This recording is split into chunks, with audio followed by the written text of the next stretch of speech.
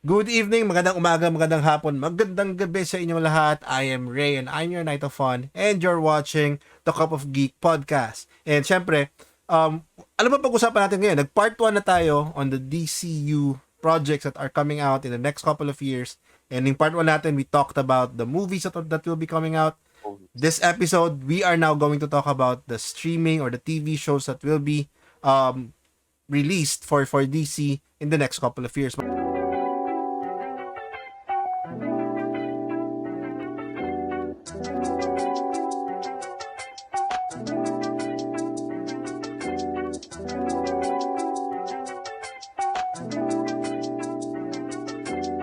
But before we go to that, let me introduce my co-host for tonight, for today. Siyempre, unahin natin si Blake. Go introduce yourself, please. Hello, everybody. It is me, Blake Salcedo, also known as Alka Blake. You can always follow me on TikTok, FB, IG, not Twitter. I don't care. And yep, and of course, we just got to round it off back to Geeky Pinoy himself, Noah. Hey, yo, what's up? Keeping So you can catch me on TikTok, Facebook, bit of Twitter then, and also in Instagram. So thank you so much if you're watching this right now. Nice. Tuloy lang. And so going back to Night of Fun. Yeah, so yun na nga, you can watch us now on YouTube, you can listen to us on Spotify, on Apple Music. Make sure to subscribe, make sure to like this video, make sure to comment as well so that we can interact with your comments, your suggestions, your insights about the topics that we talk about in our podcast. So, before we go into the TV shows, let me just recap, no? Ano ba yung mga movies na lalabas for DCU? So, it will be kicked off with Superman Legacy. You will also have The Authority na movie. And then there's Supergirl, Woman of Tomorrow. And I would highly recommend that you read this comic. Sobrang na-amaze ako. Sobrang naganda ako sa story. Ano pa ba? Giveaway ba yan? Akala ko giveaway. Sana lang mapag-giveaway ko, no? And then, ano pa ba? You also have The Brave and the Bold, a Batman story that will have Damian Wayne as a Robin. And syempre, Swamp Thing. Isa sa mga horror stories that you can read sa DC Comics right now. And it will be coming out as a movie in the DC universe. Okay, so but let's move forward from that one. Tapos na natin na pag-usapan yung TV shows. Let's now talk about the TV series or the streaming shows that will come out for DC. And unahin natin, and I'm not sure if you're familiar with these characters, Creature Commandos. What kayo guys, ano sa tingin nyo? Creature Commandos is a animation basically, hindi siya live action. It's an animation and it's already I think it's already in production, so it's gonna be out sooner than later, probably 2024. I don't know. But Creature Commando, yeah, in production na siya. So Creature Commandos, what can you say about this show? Well, Well, well, I mean, from our place. I'm not too familiar with the characters. I'll be honest with that. Pero, I think since they're going with it as animation instead of live action, while still being connected to the whole DC universe, I think that's a good idea. I think it's a really good idea that they're going with the animation route because, I mean, of course, as we all know, DC shows are really good when it comes to animation. Yeah. Like, for example, yung Harley Quinn show. It was like everyone loves it. It's cartoon, etc., etc. And then we have the Justice League shows, the Batman shows. So now we have these new characters that are being introduced to animation, especially with James Gunn, basically in control of it. It's very exciting, I would say. It's very interesting that they're going to be going with this. I definitely would want to see this show because, I mean, you can never go wrong with DC and animation. Like they always win, even at their lowest points. They're always pretty good. In fairness. Go Noah. Ako, hindi rin ako ganun ka-familiar with Creature Commandos. But when I saw it, as like checking out the characters, man, this is really James Gunn style. I know he's the one who can nail this and really make a profit out of it. Kasi alam mo na, alam mo yung people are not expecting that much on those characters. But for sure, it will be a household team or a household group of creatures. And yun nga, sabi, like what Blake said, we know DC is really good at movies, series, and programs. I grew up watching Batman. And doon natin minahal si Mark Hamill. And really, DC is nailing as far as with yung huli ko pinanood na is the Supergirl, Legion of Heroes. I'm not sure kung tama yun. So, hindi siya sobrang alam ng mga tao, pero storytelling-wise, ganda pa rin. And I know, tapos na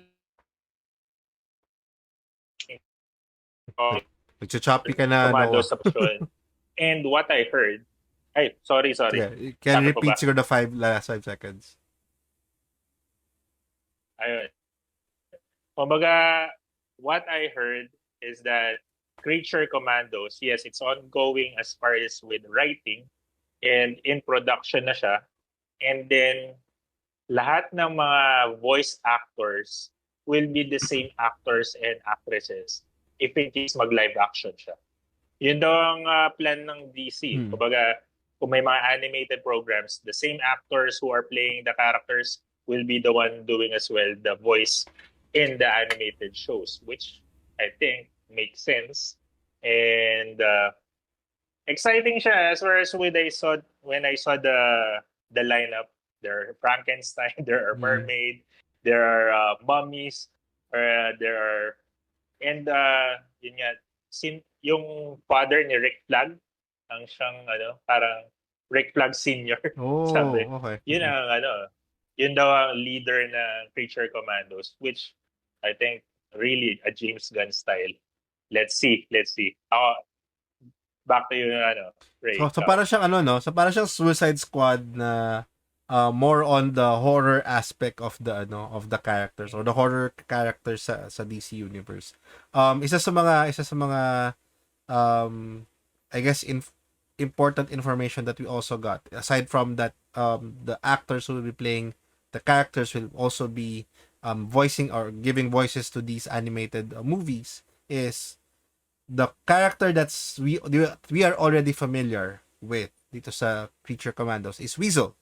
So if you are familiar with Weasel sa the Suicide Squad movie ni James Gunn, you know that Sean Gunn, yung kapatid ni James Gunn, will be playing he'll be playing that character as the voice, diba? So parang it's interesting to know that it's interesting that we're gonna have a new set of characters that we will get to know in the DCU, and they're gonna be playing part in this new universe. And nakakatuwa na we're starting with the monsters in this show, diba? In the set of shows that they'll be releasing. So if you can remember, James Gunn actually entitled the whole chapter 1 of the DCU as Gods and Monsters. This is your chapter 1, Monsters, diba? First introduction to the monster side of the chapter. So napaka-interesting, and we'd like to hear more about it in the future. Sana makita natin in trailer this year, and hopefully lumabas siya early next year. But let's keep our hopes up, and let's see what's gonna be in store for us for this show. Yan. Okay, next na show na lalabas from DC is Waller. So Viola Davis is back as Amanda Waller on her own show, and it's a spin-off. Actually, it's a spin-off from the Peacemaker series. Ako, bilang some of the few people who got really invested in the Peacemaker show, and talagang nag-produce ako ng videos every week for Peacemaker dahil sa show na yon. I'm really excited about this, although I also have my fears about this, because if you're saying that DC is gonna reset the universe, then why do you have Viola Davis playing Waller? But she's also a very effective Waller, so I don't think that's a bad thing. True. Kayo ba, guys? Ako medyo iffy lang ako doon. na you're resetting but you're still getting Viola Davis, but at the same time ang galing din kasi ni Viola Davis sa character na yun, so I don't know. It's Viola Davis. You don't want to replace Viola Davis. It's Viola No. Davis, man. Yeah. I mean, Sige. all right. Like the only downside though with that, with the fact we're getting the Waller show though, and aside from the complications of like why are some of the characters from the DC universe back for the new version post Flashpoint, but I think it's also like the only downside of the Waller show is that we're not going to be getting Peacemaker season 2 for a very long time, nor are we getting another Suicide Squad movie or entry for a very long time. Perhaps until after Waller is done, which I'm kind of disappointed. But if there's a reason as to why we're gonna take time with it, I think it's trying to restructure everything. But yeah, I mean it's the wall, it's the Waller. You can never go wrong, especially since it's Viola Davis. So hopefully the show is gonna focus on like the darker, shady side of what Waller does instead of leaning towards the raunchy nature of Peacemaker. But yeah, Ako kasi I see Waller as like parang in the MCU side, parang siya yung Nick Fury na nakikita ko. Though not the typical superhero, gathering superheroes, but gathering misfits talaga. And Misfits I think the naman. Waller show will be more on intro. Tingin ko lang wala ako nabasa kahit anong leak with what Waller would show, but it's more on introduction of more misfits and heroes or villains in the mix that DC will be able to use in the long run. And sabi nga nila, diba, it's between after Waller, that's the time we're gonna have Peacemaker 2. And the good thing na nakikita ko doon is we're gonna have more characters to look forward, I think, after Waller.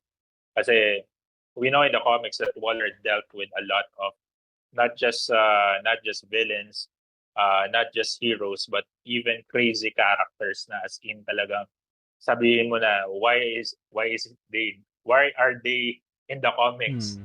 Even in Suicide Squad 2, di ba? Ang daming characters na out of nowhere, doon lang naman biglang, natin ay may ganun pala. Ay, Polka Dot One pala. The Polka Dot guy. Si Diba? Weasel. There are a lot. So I think that's the same run that Waller will gonna give us. Most probably every episode we're gonna have a character or a character or two, hopefully, that will be introduced. And yun ang exciting for us, of course, especially comic book fans, na makakilala ng bagong characters. It doesn't necessarily need to be very popular, but an FYI for a lot of people would really be good. Diba? Yeah. And I think if you can recall also the last episode of Peacemaker, that's what when yung daughter ni Amanda Waller announced to the public yung tungkol sa mission and the operations of Task Force X. So yung repercussions doon, what will happen to Amanda Waller, we probably will know dun sa show na yon. We'll also probably know how she will manipulate and find her way out of this situation where her operations is now out in the public. And syempre gusto ko it has to also be parang meron ding emotional side of this because she has to deal with her daughter, no? So I guess that's what's interesting dito sa Waller series na to. And again, Viola Davis, man.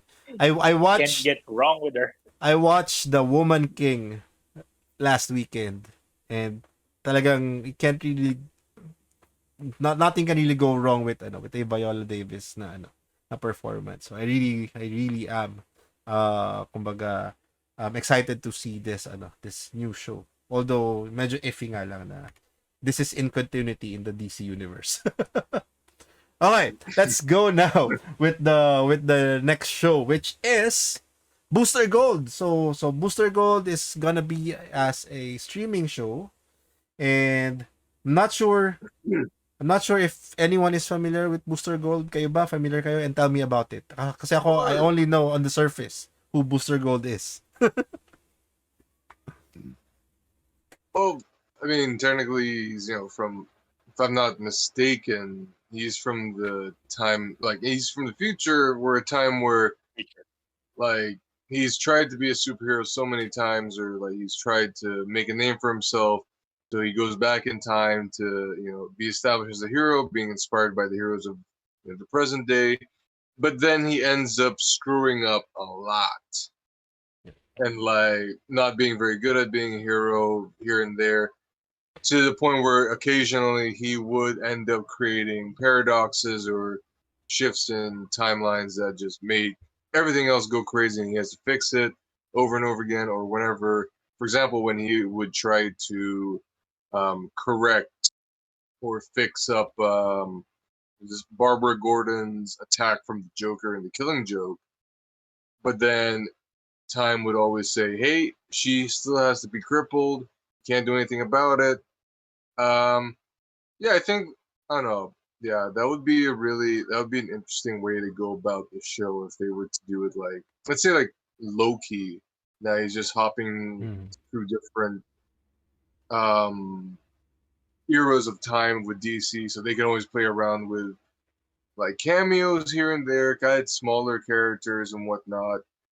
Although, of course, if you're gonna bring in Booster Gold, you gotta bring in his best friend, Ted Cord, Blue Beetle, the original Blue Beetle. So Blue Beetle. it's like James Gunn, we gotta get him, buddy cop style. Come on. So, question: are we gonna expect like, diba, in the Blue Beetle movie, you only have Jaime Reyes. So are we gonna expect Ted Cord to make an appearance there, and hopefully that will link up to the Sabi nila Booster meron Gold? Yeah, I heard Ted Cord will be there. Sabi nila. So that would be really cool, diba? So parang initially we see Booster Gold as standalone-ish, not really part of the DCU. Then And I probably think that's why James Gunn is hyping it. Hyping Blue Beetle. pwede, no? Because Oo. definitely it should be connected with Booster Gold. Correct. And I think that's also proper that they connected with Booster Gold, diba? So, Diba? yeah. What if Booster is the only one that realizes that Flash created the Flashpoint? It could. Mhm. What if, like, It's he's not trying to impossible. all the things from this new universe back to the way it was before? Manifesting. This is actually DC. You owe me money. Yeah, kasi he'd be the person who would be familiar with time traveling. So he'd probably see it that way, diba? So we can't wait to see that show. Ikaw daw, how about you? Ang pagkakaalam ko kasi, with what James Gunn is doing with all the DC programs na nilabas nila, they have different genres. And I know what I heard, Booster Gold is the funny comedy type of series. So we know that Booster Gold is a cycle. Parang lagi ko siya nakikita as like si Johnny Bravo naging superhero. Si Booster Gold. Ganun siya. So parang medyo siya jackass na mayabang na laging poging-pogi sa sarili niya. Ganun. He sees himself very, very, alam mo, GGS talaga. Na superhero. And Justice League Unlimited, parang he see himself very, very cool, astig, ganyan. So, what I heard, it's di ba, meron ng mga horror. You do have a different genre that will be coming out from DC, and this is the parang comedy sitcom. Yeah, that's their series. opportunity to write a comedy. Yun na nga. for this. Kasi bagay talaga sa kanya. And people are rooting, sabi nga nila, they're rooting for Chris Pratt to play Booster Gold. Kasi pero there Pero are a would lot he of be very still old for the characters. character already? Mm-hmm. Diba? Kasi if you're Yun nga looking din yung at iniisip ko. if you're looking at a 10-year Right. project, diba? So parang Booster Gold's gonna come out probably 2026, 2027. And Chris Pratt's gonna be probably very old by then. And baka masyado na matandang Booster Gold yun by the time na mag-cap off na siguro into a Booster big, Gold no? Plus. Diba? Booster Gold Plus. Booster, parang Memory Plus Gold yun. Memo Plus Gold. Memo Plus Plus Gold. But hopefully Pero it's promising. Hopefully the cast, yun na nga. Looks like they're gonna cast younger actors to play these characters. Probably in their 20s or early 30s so that they can diba? They can last the 10-year project or the 10-year plan. Okay, so that's Booster Gold, and after Booster Gold, we're also pinaka-excited ako dito. They're gonna do a Lanterns show. And it's gonna highlight, syempre, no, they're gonna highlight si Jon Stewart and si Hal Jordan in this. And yung sinasabi mo, Blake, na it's gonna be a body cop na series. And what's interesting is, they're gonna do a Green Lantern show on a very terrestrial level. And alam naman natin na Green Lantern is not terrestrial. So, is that a good thing? Is that a bad thing? What do you think? Si Blake. Blake, ano? Ba't gulat na gulat ka? Parang Naging shy. parang nasa-flashback ako sa Green Lantern movie, ah. Green Lantern nga eh. Like,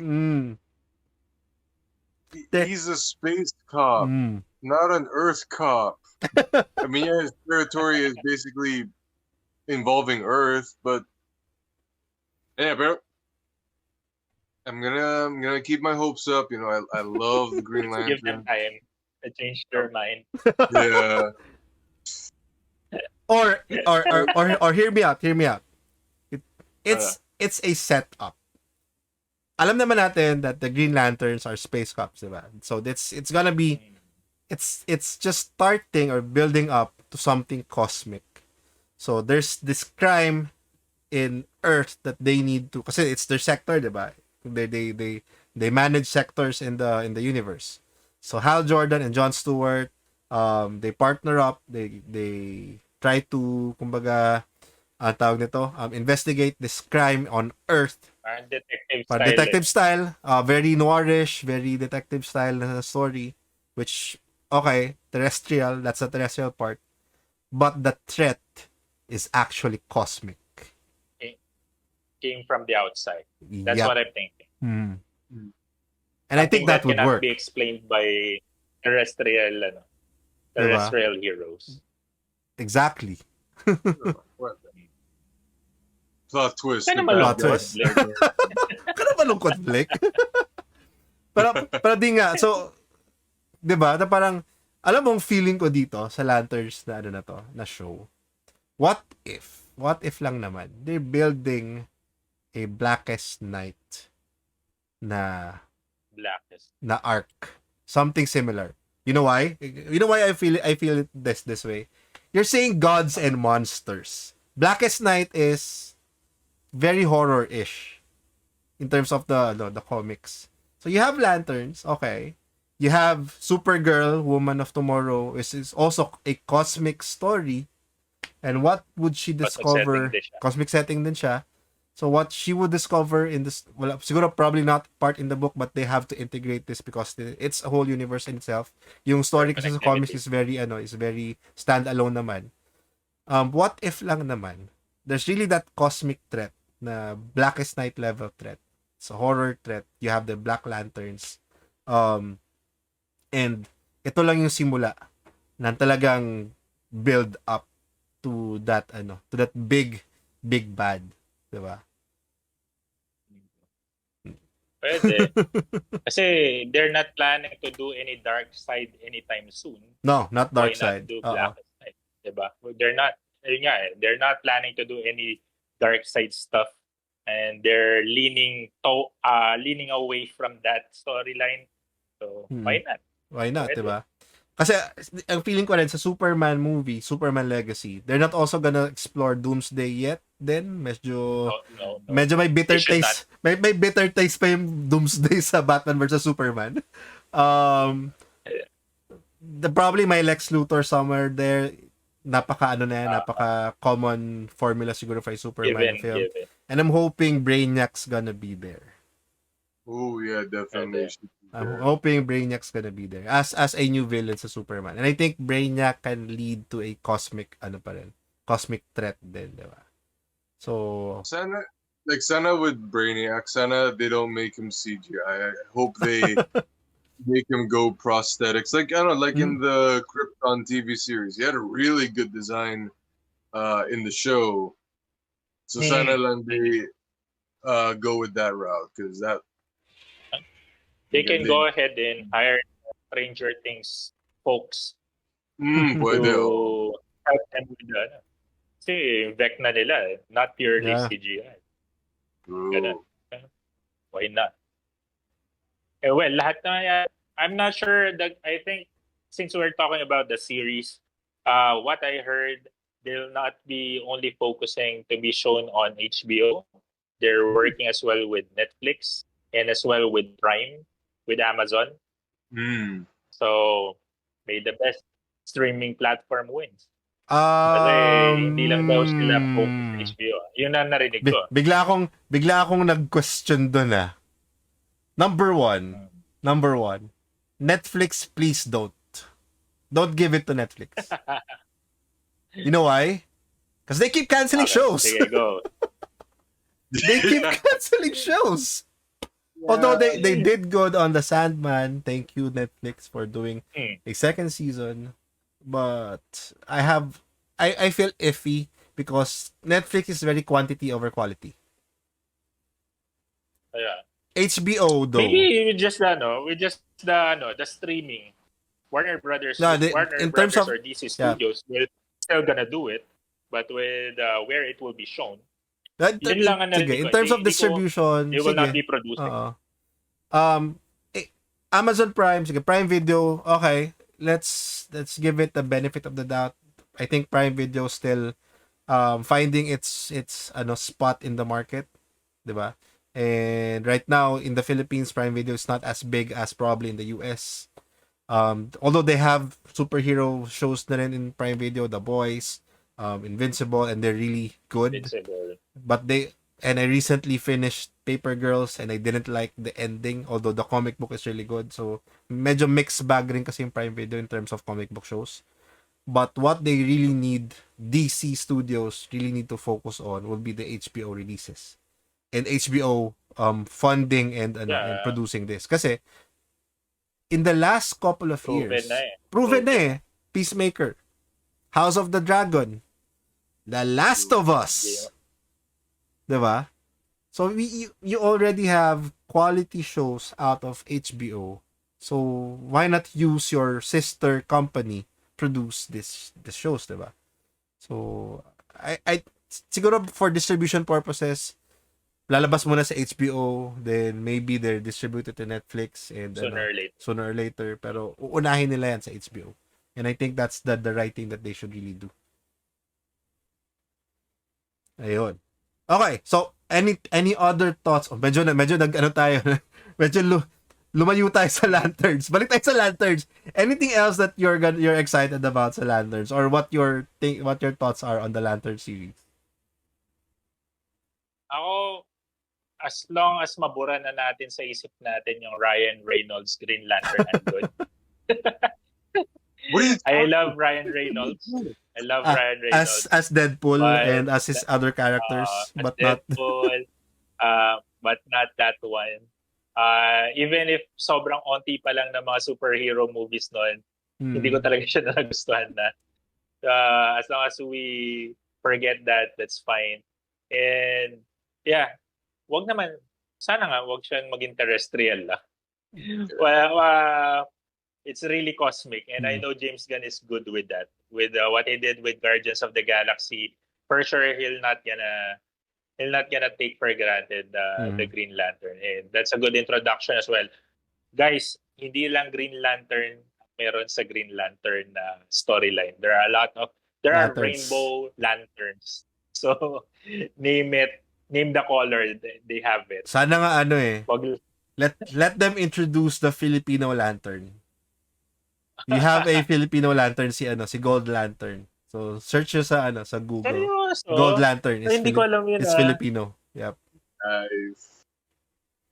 Ang Ayan. galing yun. Sa comics. Ay, hindi ko maalala. Sa I think ano siya Parol pala, parol. Filipino-American ata, if I can remember correctly. So, Ba't palaging Filipino-American? hindi ko alam. Basta ba't ka nagreklamo, Blake? Fan palagi. Grabe, just go. In brightest day, in blackest night, no evil shall escape my sight. That those who worship evil. Audition please. Audition mo pala yung Blake. Para maging gold plan.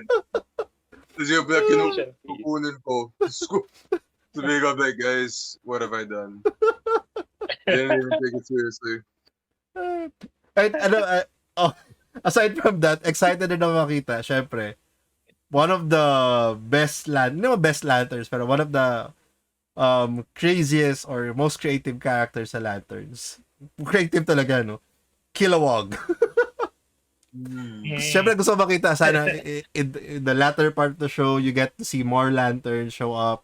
Si Kilowog, for example. Si Nestro, sige, let's give him a lantern appearance muna. Green Lantern muna siya bago siya naging Yellow Lantern. Pero Kilowog, sana we can see Kilowog din sa show na. Sila Guy Gardner, why not? Make it classic na rin. Diba? The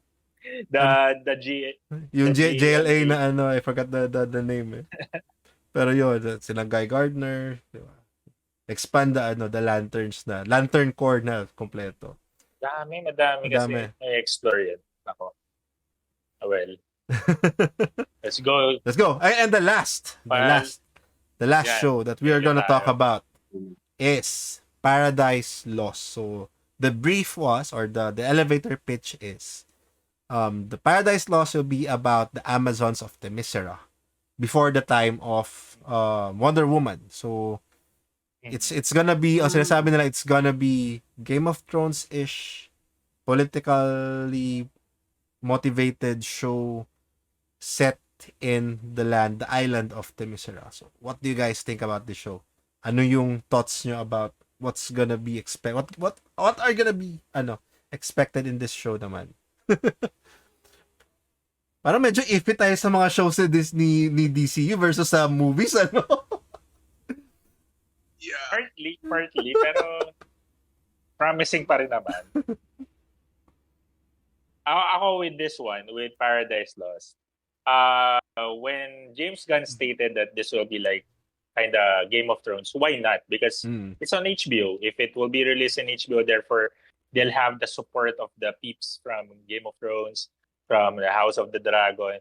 Definitely aesthetic-wise, and as far as with the run of the series, if they're gonna only have, like sabihin natin, maximum of 8 episodes, 12 episodes, I think that's good enough for Paradise Lost. Hindi naman nila kailangan magkaroon pa ng season 2 Kasi people are really asking, bakit wala si Wonder Woman? They didn't know that Paradise Lost will be the build-up for Wonder Woman. And I don't have much idea, or I wasn't able to read much comics about the history of the origins of her city, yung Themyscira. Not sure how to pronounce it. Pero it's it will be a good origin story of their kingdom. Bakit sila purely women? Bakit they're away from civilization, and they're partly like, para silang may pagka Wakanda, yung sobrang tago yung city nila, and how was their relationship with humans, with people from Atlantis, then the gods. So ano siya, medyo nakakagulat kung bakit yun ang inuna. Pero I think, hopefully, it will work. You, Blake. I gotta play devil's advocate. I don't know. When I heard Game of Thrones people, I was like, yeah. I mean, House of the Dragon good, but I'm still salty and very cautious whenever someone says these are from the people that made Game of Thrones. Yeah, especially with the ending. The ending. But I don't know. There's so many ways that show could. There's a few ways that show could go right, and there's so many ways that show can go wrong. I don't know. Like they could always because of course they're gonna do. Obviously, they're gonna do the whole Themyscira being apart from man's world. And of course, there's gonna be a lot of let's just say very politicized statements or scenes that may either become too preachy or rather too clamoring for the ooh moments like that instead of actually focusing on the story and the struggle of it just to get a reaction out of audiences. I think that's one thing that I'm worried about that would happen, but I'm hoping it won't. No matter. Simply, they've DC's have taken care of that sort of aspect much better than Marvel, to be honest. This is not a diss against Marvel, guys. I'm just stating fact. It would be interesting to see. Let's say, for example, if foreign invaders or certain Greek mythical gods would try to do something towards the Themyscira, and of course the Amazonians have to be able to find ways to defend themselves or interact with this and how they're going to adapt. So, yeah, I mean, it could go both ways for me. I'm also very careful in expecting something from Paradise Lost. Kasi for me, Wonder Woman as a character basically is okay, you get a lot of women empowerment, inspiring women to in this type of world, diba? Second is there's always the mythology around the Misera. Greek mythology is being used in most of the stories. And if you say that this will be a highly politically motivated story, are we gonna move away from mythology again and to tell a Wonder Woman story na parang I think something is still missing or some things we still don't know yet about this story. Kaya medyo medyo careful pa tayo, medyo hindi pa tayo that excited as much as we should be siguro for Paradise Lost. And I'm hoping that paano ba sasabihin to? The Wonder Woman kasi story is not only focused on the Amazons of the Misera. You also have a lot of Wonder Women across the globe. Diba? And there are versions of Amazons across the globe that you can probably use or you use in the story. So if you want it to be political, number one, there has to be an outside threat to Themyscira. Number two, there's an internal threat between, I don't know if it's gonna be Hippolyta who will be there or someone else.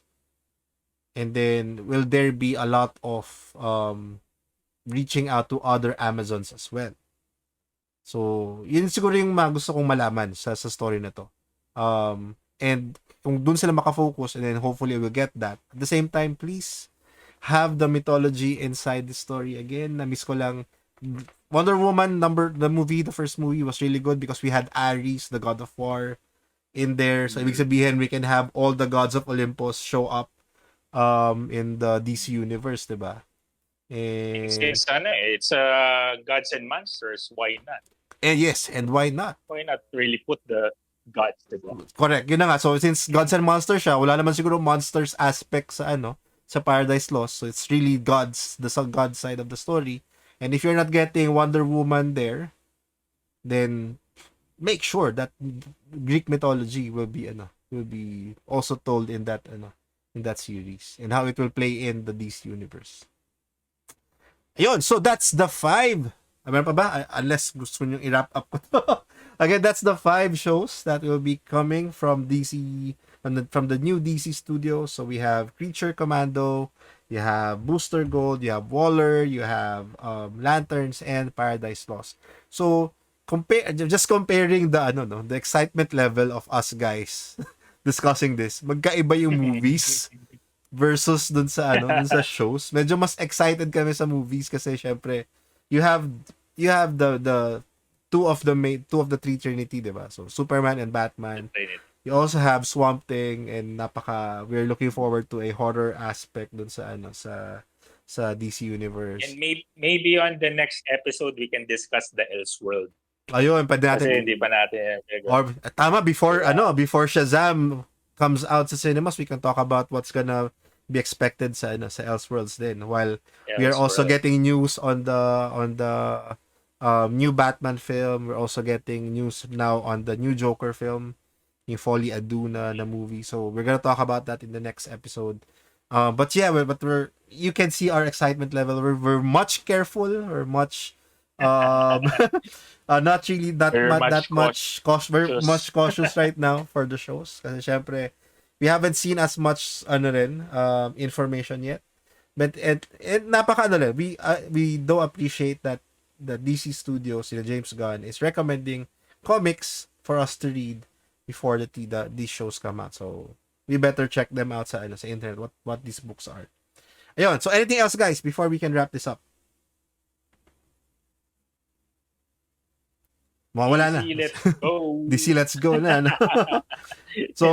So yeah, so that's it probably for our part 2 of the discussion on the releases for DC Studios. This has been your night of fun. You also have Geeky Pinoy and you have Aqua Blake on this Cup of Geek episode. And we'd like to thank you all for watching us up to this end of the show.